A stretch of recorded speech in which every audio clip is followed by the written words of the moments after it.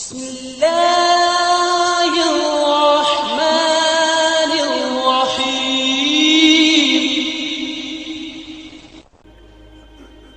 ایک آدمی نے بہت عالیشان بنایا اپنا گیٹ گھر، تو میں اس کے ساتھ جا رہا تھا تو مجھ سے کہنے لگا مولانا صاحب اتنے ہی ویکھو اسی تو اتنے روپیے لا چھڑیں تسی ویندے ہی نہیں پے ہو، دیکھو میں نے کیا بنایا ہے۔ تو مجھ سے کہنے لگا مولانا صاحب اتنا ویکھو تو میں کتنے پیسے لائیں تے کی بنا دیتا ہے۔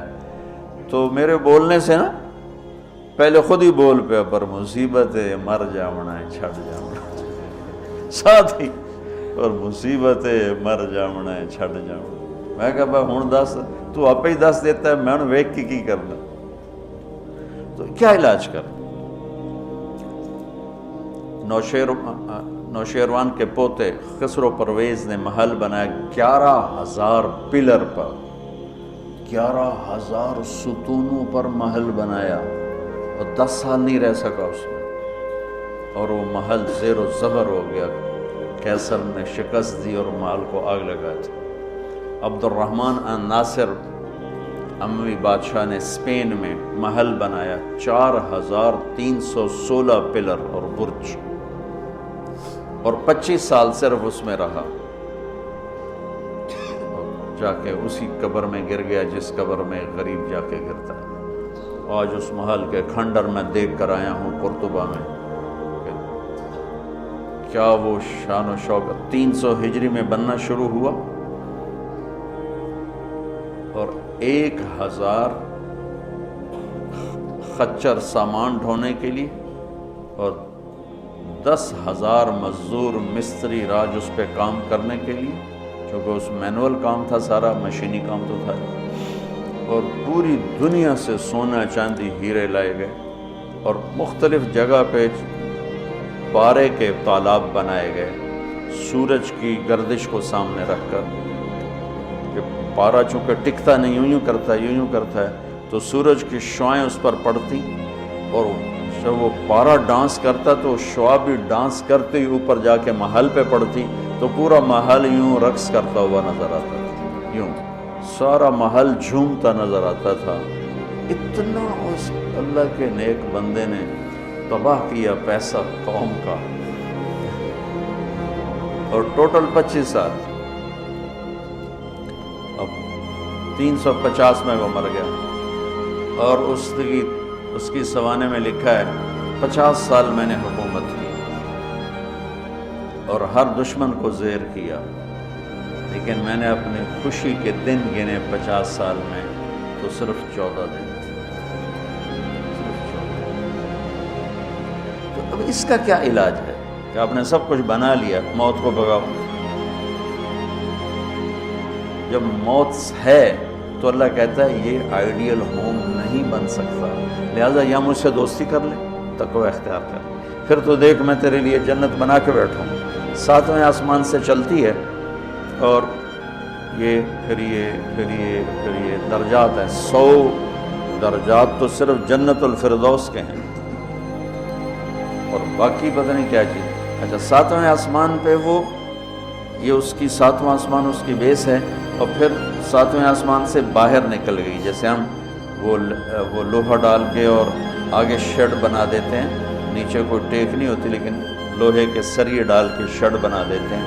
جنت کو اللہ تعالیٰ نے 7ویں آسمان سے یوں باہر نکالا ہے، کتنا باہر نکالا ہے وہ اللہ ہی بہتر جانتا ہے، پھر اس کو اوپر اٹھایا ہے اور اپنے عرش کو اس کی چھت بنایا ہے۔ جنت الفردوس کے لیے اللہ کا عرش چھت ہے اس مسجد کی چھت کی طرح، اور باقی جنتوں کے لیے اللہ کا عرش چھت ہے آسمان کی طرف، آسمان کی طرف۔ تو اس میں ایک تنکا لکڑی یا گھاس، وہاں کا تنکا بھی سونے چاندی سے بنا ہوا، یہاں کے درخت لکڑی کے۔ ایک کہنے لگا سونے چاندی سے پھل کیسے آئے گا؟ میں نے کہا لکڑ تو پھل کے میں آ جائیں، یہ کوئی ہے عقل میں آنے والی بات کہ لکڑی سے پھل نکل ہے؟ لیکن چونکہ ہم ہر وقت دیکھتے رہتے ہیں تو وہ ہمارا ذہن اسے قبول کر چکا ہے، ورنہ کوئی عقل کی بات ہے کہ لکڑی میں سے آم نکل آتا ہے؟ اور لکڑ میں سے انگور نکل آتا ہے، چھوٹی سی بیل میں سے اتنا بڑا تربوز نکل آتا ہے. یہ کیا چکر ہے؟ زمین پر پڑے پڑے پڑے پڑے پڑے اتنا ہو جاتا ہے. وہ کہتے ہیں کوئی فلسفی جا رہا تھا تو اس نے دیکھا اتنا بڑا تربوز زمین پہ پڑا ہوا اور آم لگے ہوئے درخت پر، تو کہنے لگا ایک ہی گل ہے، چھوٹے چھوٹے اتلا دیتے ہیں بڑے نو ہیٹھاں پاتا ہے. تو ابھی اسی سوچ میں تھا تو ایک کام ٹوٹ کے اس کی ٹنڈ پہ لگا. کہنے لگا سمجھ آ گئی، یہ میرے اتنے ہندوانہ ڈاندا تو میرا کی حال ہے.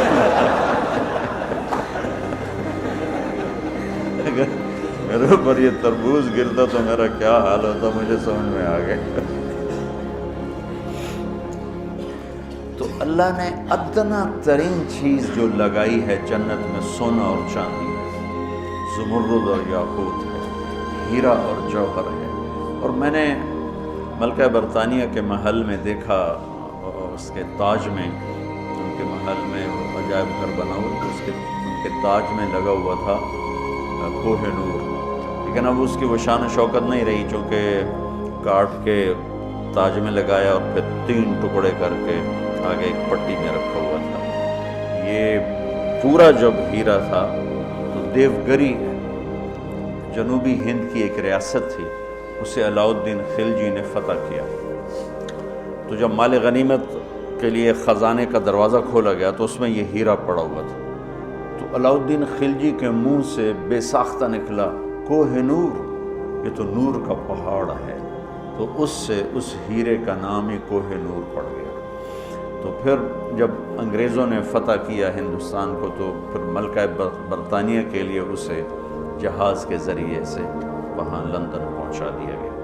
یہ دنیا کا سب سے بڑا ہیرا تھا، ہو سکتا ہے اب اس سے بڑے ہوں، لیکن جنت کے کسی بھی لباس میں، تاج میں، گلاس میں، سراہی میں، میز پر، کرسی پر، بستر پر، مسیری پر، پلنگ پر، دروازے پر، کھڑکی پر جو موتی ہیرے جڑے ہوئے ہوں گے، اس میں سب سے چھوٹا موتی یا ہیرا یا نیلم یا زمرد یا پکھراج، جو بھی تم نام لے لو، جو آج دنیا میں قیمتی پتھر پائے جاتے ہیں، اس کو لا کر یہاں ٹیبل پر رکھ دو. وہ اتنا سارا ہو تو میرے رب کی قسم یہاں سے آسمان تک روشنی پھیل جائے اور خوشبو پھیل جائے.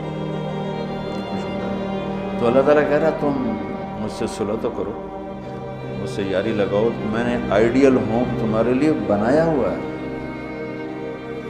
ایک نوجوان کہنے لگا اللہ حوروں کا لالچ کیوں دیتا ہے؟ میں نے کہا زنا سے روکنے کے لیے، کیونکہ لوگ شادی کر کے بھی زنا نہیں چھوڑتے. اللہ معاشرے کو پاک دامن دیکھنا چاہتا ہے. جس معاشرے میں زنا پھیل جاتا ہے وہ معاشرہ برباد ہو جاتا ہے.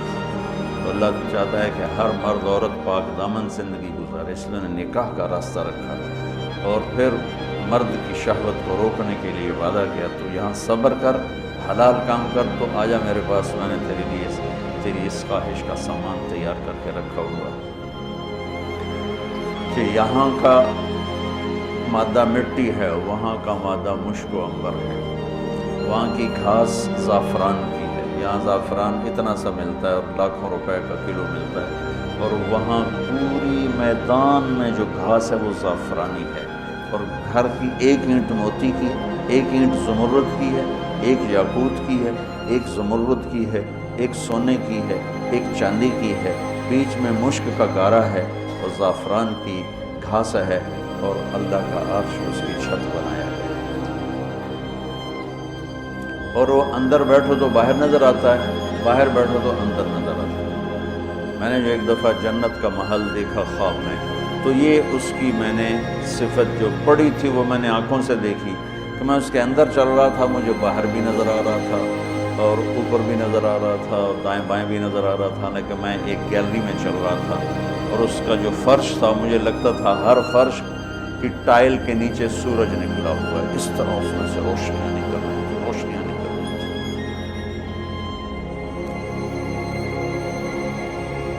میں حور کو بیان کرتا ہوں جو ابن القیم نے لکھا ہے، لیکن جو میں نے دیکھی ہے وہ میں بیان نہیں کر سکتا. میں اس کو اب بھی دیکھ رہا ہوں.